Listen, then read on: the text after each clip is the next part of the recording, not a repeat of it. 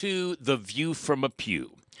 My co host, Steve, is here. Steve Artz. That is correct. I got it right for once. And I'm Mac McCoy. And today we're going to talk about sin. And hold on before you push the button. We're going to actually have an intelligent conversation about sin. This is not, I repeat, this is not a hellfire and damnation sermon coming from a podium or a pulpit. This is actually a conversation about sin.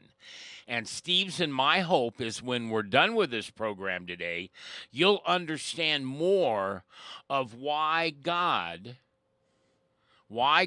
crucified himself as his son to save our sins, to forgive our sins, to put sin aside so we can spend eternity with him. All right, Steve, I'll turn it over to you. Let's fire forward. Go ahead. Well, good morning, Good morning. Again, good afternoon, and good evening.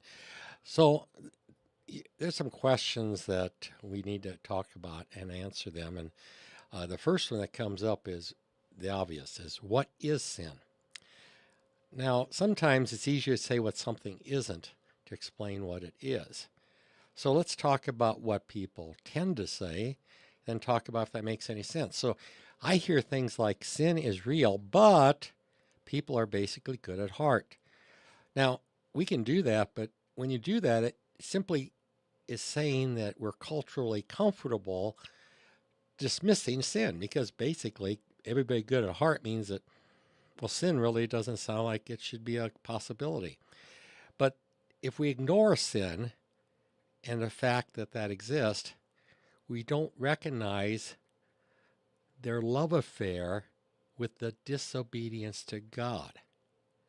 Now think about that. It's a love affair with sin, and I mean it just that way. Because if you're disobeying God, you have to be in love with your sin. Because sin is a life-threatening spiritual disease with eternal consequences. What do you think of that, Mac? Well, I think you're right. Really? But I would hope I'm not in a love affair with sin. I hope I'm in a addiction to sin or sinful nature. In other words, in my opinion, and I don't know if you'll agree with this or not, there's not a day that goes by that we don't sin. I don't think anybody can go probably a half a day without sinning. And I actually know some good Christian men, a few of them actually, who will say, no, I've beat sin. I don't have sin anymore. Now, I can just see the hair bristling out there. All these porcupines out there ready to just throw their quills at us. And that's not really real anyway, but nevertheless, about throwing them. But when you think of sin, you say, well, I didn't do anything really wrong today. Well, there's two types of sin. And one is called commission, when you actually do something wrong. Okay. The other is omission, when you just don't do something right. Now, if you think about it in that context, we all sin all the time, because there isn't a time in our day that there isn't something more we can do. So if you look at it in that context, you don't have to be a bad guy all the time to be sinning if you take it in totality. Well, and here's the other part, and I always go to the part of the gospel in which Jesus is hanging on the cross, and one of the last things he says is, Father, Father, why have you forsaken me? I say that exact same thing, only I say Mac, because I feel like you've forsaken me every time we get on this air and you leave me hanging, you know what I mean? Yeah, I like to leave you hanging. I know, and you really enjoy it, and that's what sin's all about. Yeah. You've got to, sorry, Mac, you just might have Oh, said good example. But truly, and you really will be in love. Now, well, let me finish my statement, though. Sure. Why did Jesus say, God, you have forsaken me? It's because God had to look away for that split moment from his son, because he's not able to look at sin. And it's the first and only time God and Jesus have not been as one. Well, not only that, but Jesus is human. He has the actual feelings of being forsaken. That's really important to understand, that he went through the full anguish as we would go through it.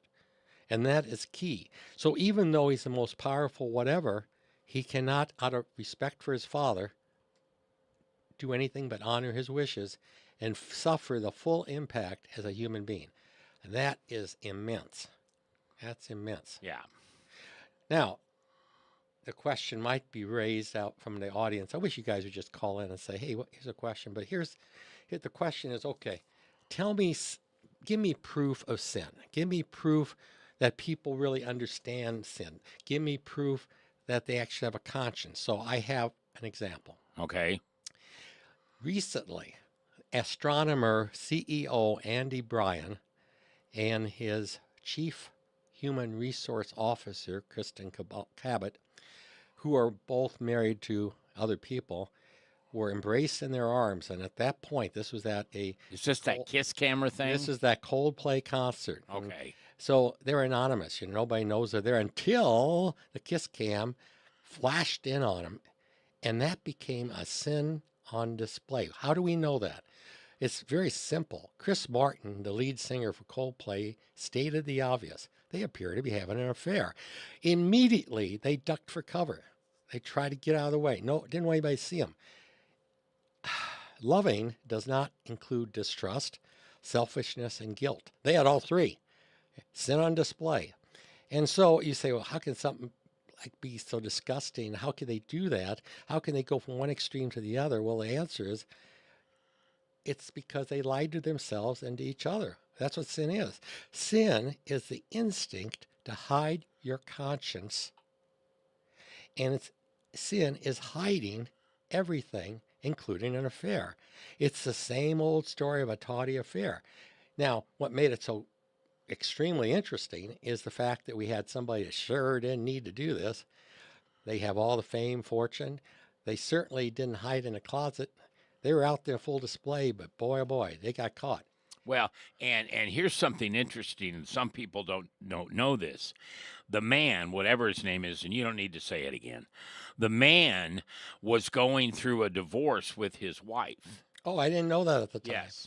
Now, she was married, and she says that she was going to leave her husband, but they didn't want to get a divorce at the same time. Now, but I say that because they were still sinning. Yeah, it doesn't really justify it, does it? No, I'm not trying to justify it at all, but it's not like they were hiding from the camera because nobody knew about them. There were a lot of people that knew about them. It just wasn't public. Now, what's kind of interesting, though, you would think if they're so guiltless, they wouldn't have minded so badly. They weren't like having their clothes off or anything. They were just holding each other, Well, right? and you know what this reminds me of, to be honest with you? Somebody put something on Facebook or social media, and 1 minute, 3 minutes, 10 minutes later, whatever it is, they say, that might have been a mistake. So they delete it, thinking that it's gone forever. No, it's not. It's always there.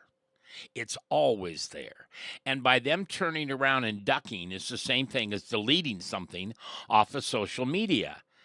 We already saw it. And it will be there forever and ever and ever. It will always be, that embrace will always be a part of our culture, because you can always go back and look at it. So really the question that I guess we ask is who sins? And the answer, if you haven't already guessed it, and I think we've alluded to it already, is everyone. Yeah. Yeah, those that know God know they sin.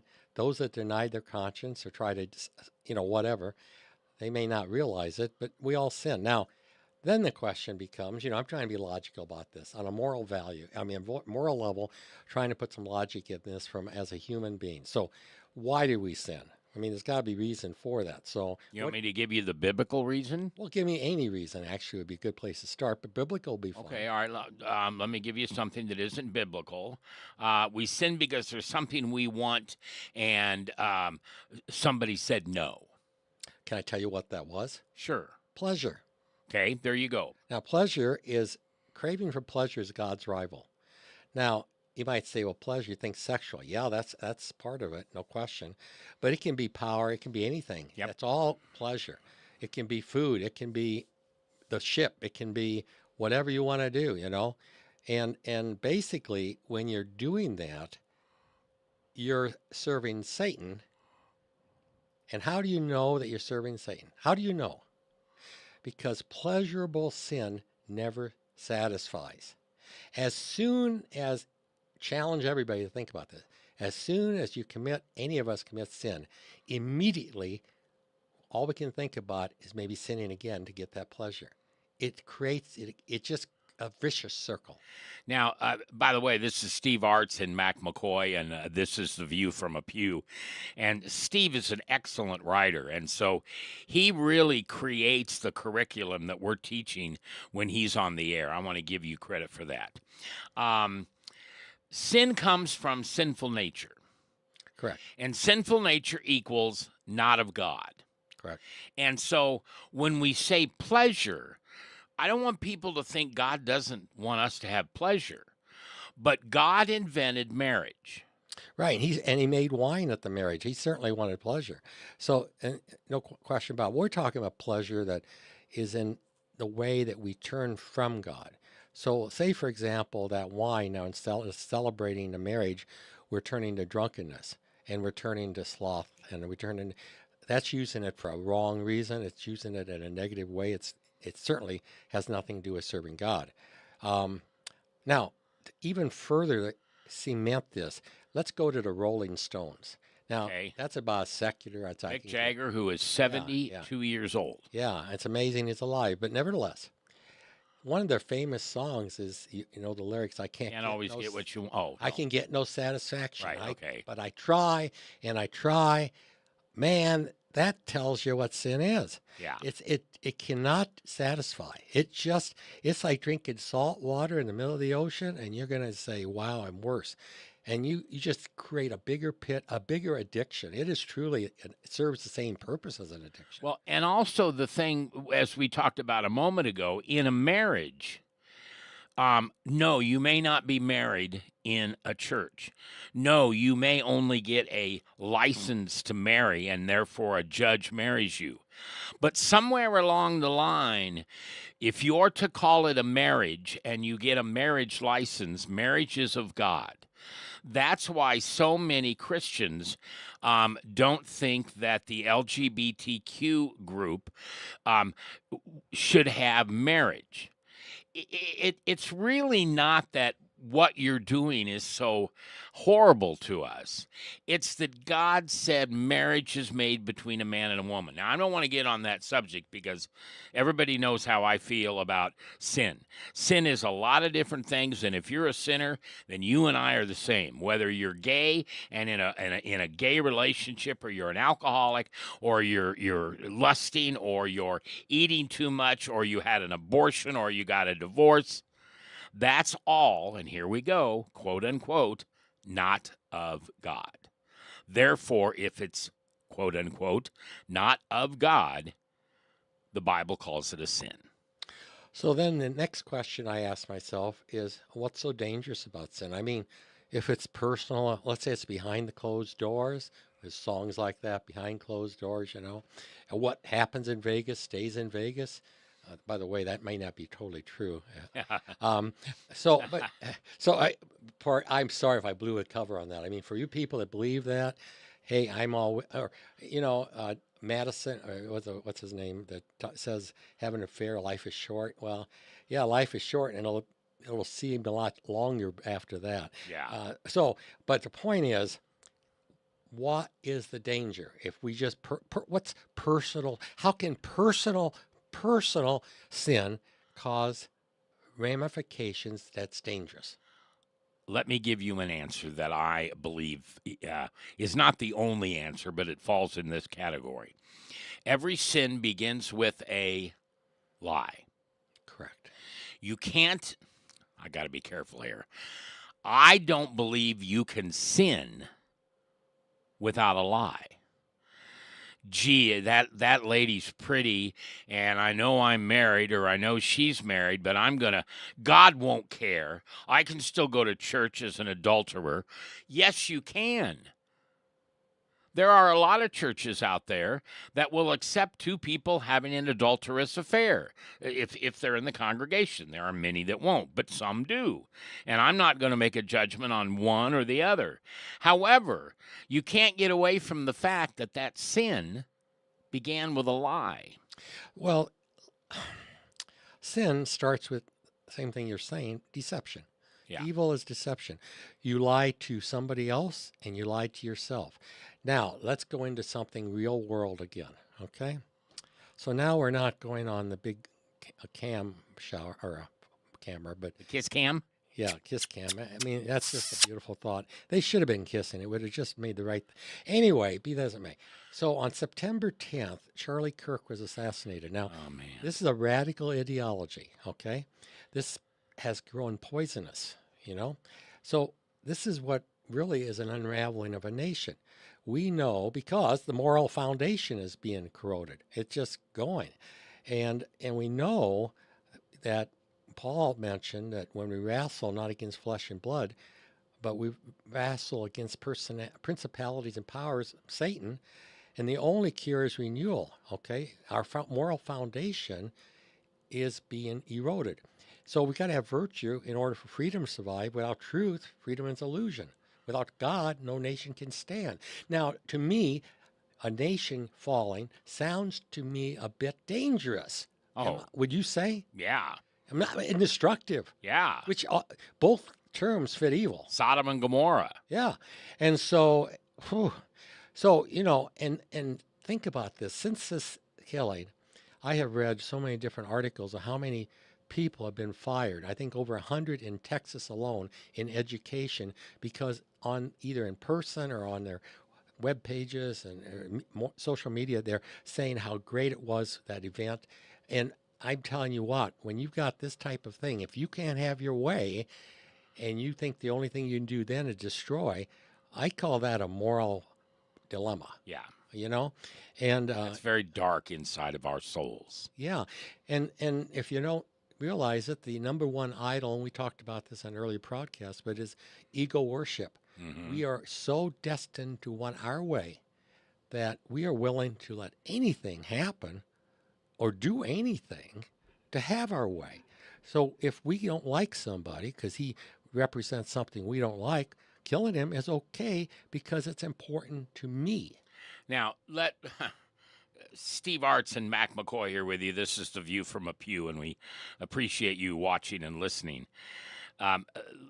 Let's dig a little deeper on that. That you think if you don't agree with somebody, you can kill them. Now, let's not just simply say, oh, well, that's sin. That's evil. And somebody's going to pop me for this. I know they are. But if you think it's okay for somebody to be murdered because of what they're saying, our society doesn't even hardly ever kill people because they kill people. You know, in this case that we're talking about, there is capital punishment in the state of Utah. I don't think that'll happen. He may be given the death sentence, but I don't think it'll ever happen. But my point is that even as a society, we say that murder is wrong.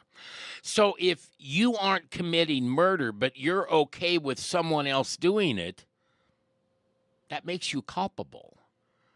Not only that, I've but never cheered for somebody being killed. no, what? Even in my worst of days, when I didn't know Jesus, I would never have cheered for someone who was murdered in cold blood. Well, and here's an example of where if you feel that way, you are lying to yourself. You are lying to yourself. You're compromising your moral standing. No question about it. Whether you like it or not, I don't care. Well, can I make it worse? Sure. You're dancing a jig with the devil. Yeah, that's true. You know, it's true. And you know, he loves pride because pride will get him what he wants. He loves destruction. He loves chaos. He loves division. Well, that's what we got going on, guys. And, you know, these professors are getting, by the way, professors at the college level are saying good for him and they're getting fired, as they should. Because here's the thing, no matter what you believe in this country, you've got to believe in upholding law, because without law being upheld, you cannot stand as a country. Well, let's also add in on this Charlie Kirk thing, but let's also add in the fact that the young man admitted it. Other people knew he was going to do it. When he was confronted with whether he did it or not, he said, "Yes, I did." And he's not repentant. And he's right. He's not repentant. He is in no way sorry that he did what he did. Does he deserve to die? Oh, by the way, we talked about evil versus crazy. This guy isn't, this guy is not No, mentally he's ill. not crazy at all. No, he knows exactly what he's doing. Yeah. He knew why he did it. Yep. And he's proud of it. Yep. That's evil. Yeah. No ifs, ands, or buts about that. I like this part that you wrote in your article that this is found in the Barna Group, that 84% agree that sin exists. You know what's crazy about that, Steve? No. 16% think it doesn't. Well, yeah, yes, that's scary. 16% of people don't think that sin exists. I want to meet one. I want to meet somebody who believes that 100% sin, because when you say something doesn't exist, it doesn't mean that there's a little of it. You're saying sin doesn't exist. Yeah, and then when you just use the word sin, that can mean, well, maybe they think it just of, well, yeah, murder or stealing, that's sin, but maybe it really doesn't say the whole. You asked me earlier what this word meant, if I remember right. You said, what is the biblical meaning of concupiscence? Yeah, I've never heard that word. I don't even think I could say it.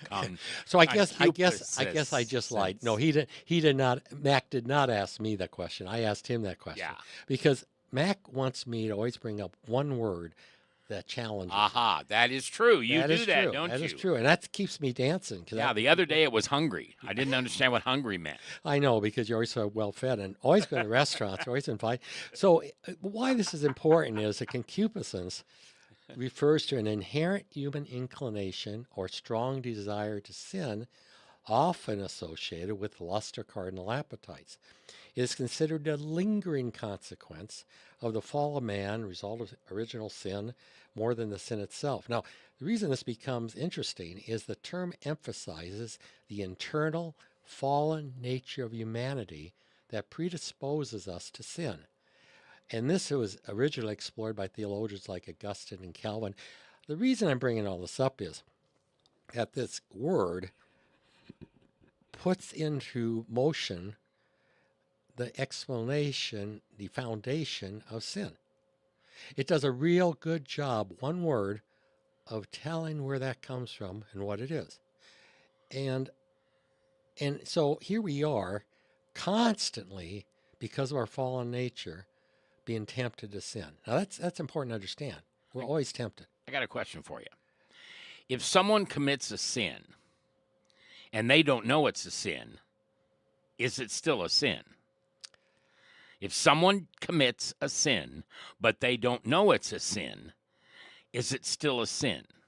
Good question. So Jesus would go up to people and forgive them, and they would say, well, how could he go up to a Roman soldier? How could he go up to a tax collector? Because he knew their prostitute. Because he knew their heart. So to answer your question, externally, certain acts are sin by definition. Yeah. But we don't know their heart. So to answer your question, did they sin? Not if the intent's not there. You got to have the intent. You've got to have the intent. By the way, though, Mac, I'm going to tell you, no. Satan don't make you sin. Now, that's one of Mac's big things. Yeah. Satan makes me sin. No, he doesn't. Okay. No, he doesn't. Why? Okay. Because I know he tempts you. Okay. Because he tempts me. Okay. But you have the final say. Now, he may have 90. He could have every, but you got the final 1%. Well, I say Flip Wilson was right. Well, I know he wasn't. The devil made me do it. Well, in his case, he may have. But Now, I'm going to go to a bigger picture for a second, just for 30 seconds. Who created sin? Was it God? Did he create sin? He created our ability to say yes or no. That was a gift that he gave us, that we could make up our own mind. If it wasn't for Satan, now follow me here, there would be no sin. So, yes, I'm responsible for failing to make the right choice, but I didn't make myself sin. Okay. I made a poor choice that wasn't of God, which I do every day. Now, I'm all for giving people.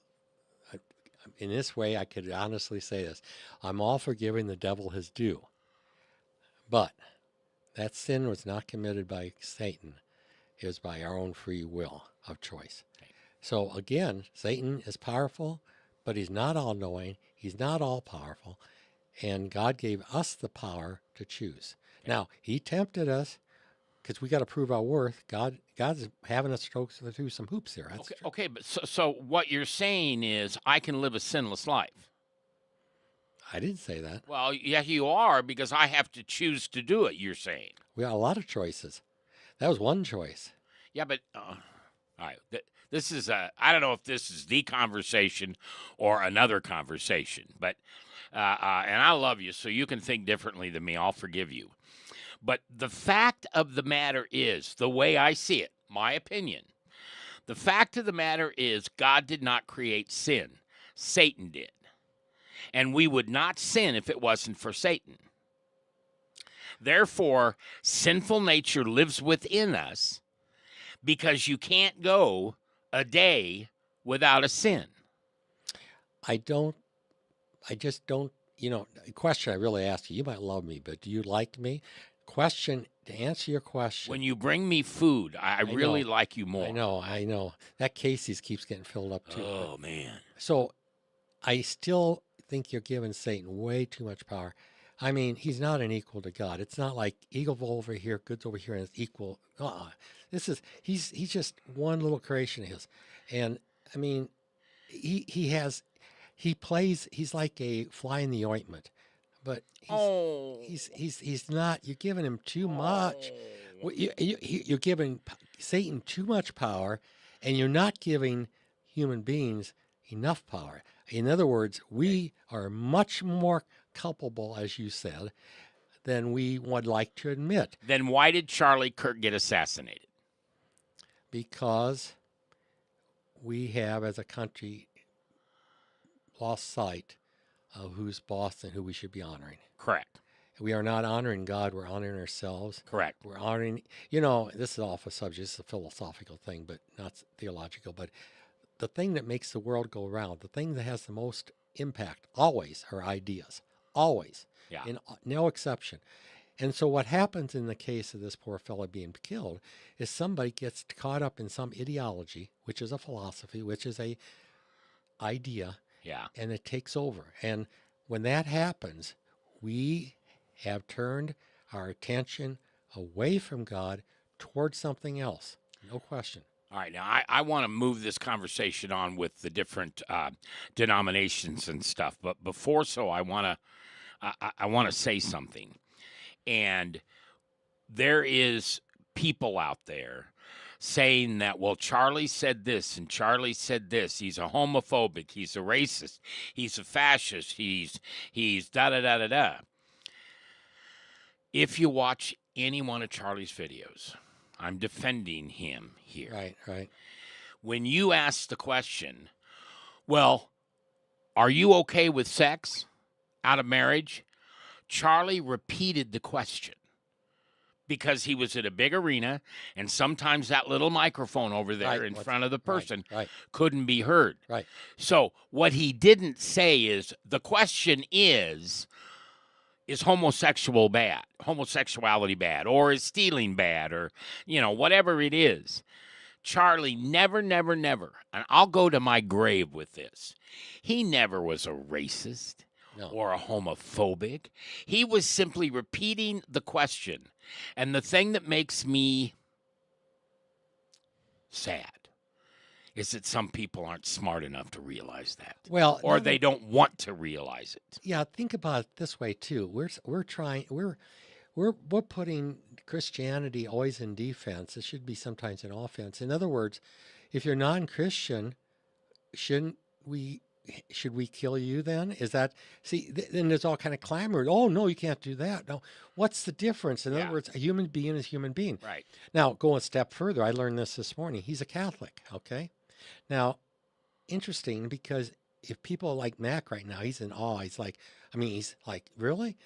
Yeah, I didn't know that either. I knew his wife was, but he was a Catholic too. Now, interesting about that is everybody would testify this because a lot of my Protestant friends already have seen this, is he doesn't act like he's not going back to what the Catholic Church is saying or the hierarchy, nothing like that at all. He's looking at it totally biblically, totally just from the total Christian perspective, not one denomination. Okay? So this to further reinforce what Mac was saying, this guy was as straight as could be. He was doing everything he could to respect the dignity of every person he talked with. And that is what Jesus Yeah. did, was Yeah. protect the dignity. That's why he could go up to the tax collector. That's why he could go up to Matthias. He could go up to Zacharias and everybody, Mary Magdalene, the whole gap, because he respected their dignity. And that's what being a Christian is. And that's what being a good human being is. But, in the process of giving up on Christianity, as the world seems to be trying to do, they are inviting in everything else, and that ain't good. Yeah. Atheism is a religion. And I'll argue with you all day long if you look at the basis of a religion. If you don't agree with one, you do agree with something because you're standing before me arguing with me. So, what is it that you believe in? Well, it comes down to whatever is God is what you don't believe in. Yeah, there's a concern of accountability too. Like, are we at fault individually? Are the leaders of the church at fault? Are we both at? There's one thing I want to cite here. In 2019, there's a Pew Research study that analyzed sermon content across the nation. Only 3% of all sermons preached even mentioned sin. That's important because if you don't identify it even existing, how can you admit that it is there? How can you do something about it in your own lives? So there's plenty of blame to go around. In other words, you keep throwing this mud. I always look at a white wall, and you throw mud at a white wall, and it just shows every speck. Now, if you take a black wall and you throw white at it, it's not quite the same effect. No. So a little bad goes a long ways, and it really sticks easy. It stands out.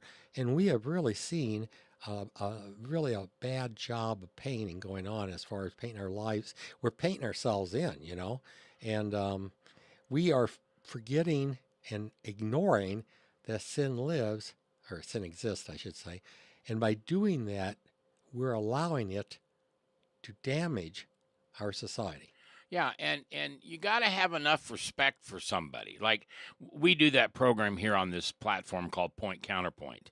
And basically it's a discussion of one side of the aisle with the other side. But we never call each other names. We don't get out of bounds. We stay in bounds, and those bounds are determined by goodness and honesty. And as I just said, boundaries of each other's needs.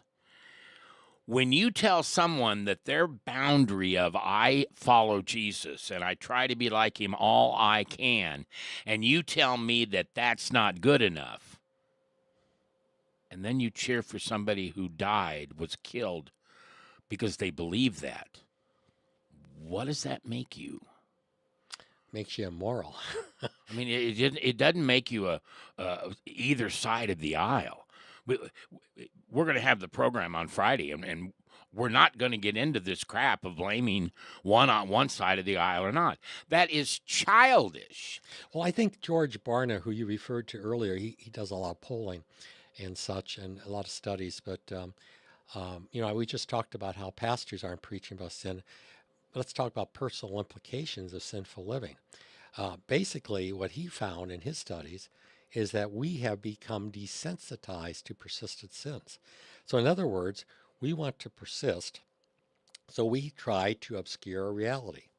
And we do this by crafting narratives, that make our choices feel inevitable, excusable, and get this, even noble. So when you can start making bad look good, we've kind of lost it. And then Yeah. we've done that. So what happens? Well, we go spiritually bankrupt. Bankruptcy has consequences. Yeah. And that's what we're doing.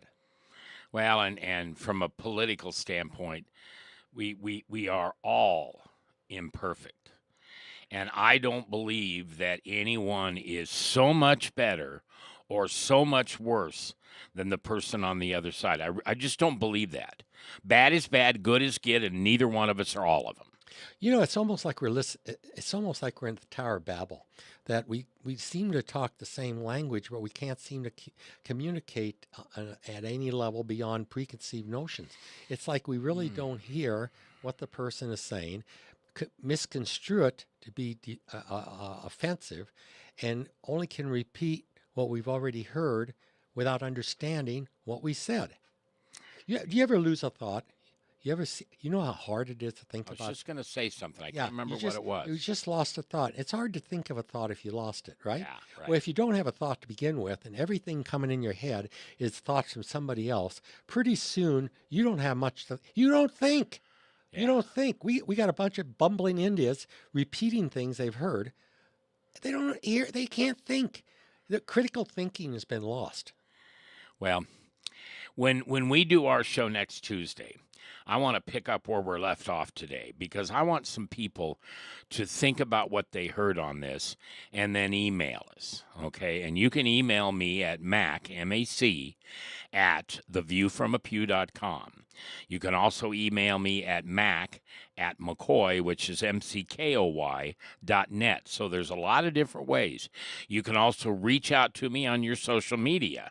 Or you can just stop me on the street or catch me at church and say, hey, I heard you say this the other day, and I want to ask you a question.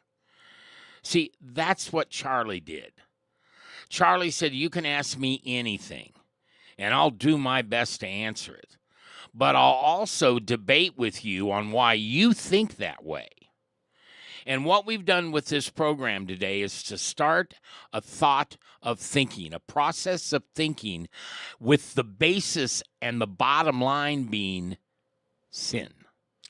Are we closing pretty soon? Yep. I want to leave you with a thought. Okay. It's one of my originals. Do you still remember it? Or Yes. did you lose that thought? No, I wrote it down just in case I would forget. Oh, okay. Yeah. But I wrote it down because I thought it was kind of a good thought. See if you guys agree. If you agree, let me know. If you don't, keep it to yourselves. Please. Hey. Anyway, while we are free to sin, we are not free when we sin. When we sin, we create our own prisons. Yeah. And that is what's damaging. Yep. Well, I want to thank you very much for listening to this today. This is called The View from a Pew. These programs are on social media, and they're also on our YouTube page at The View from a Pew. The View from a Pew. And thanks for listening. Have a great day.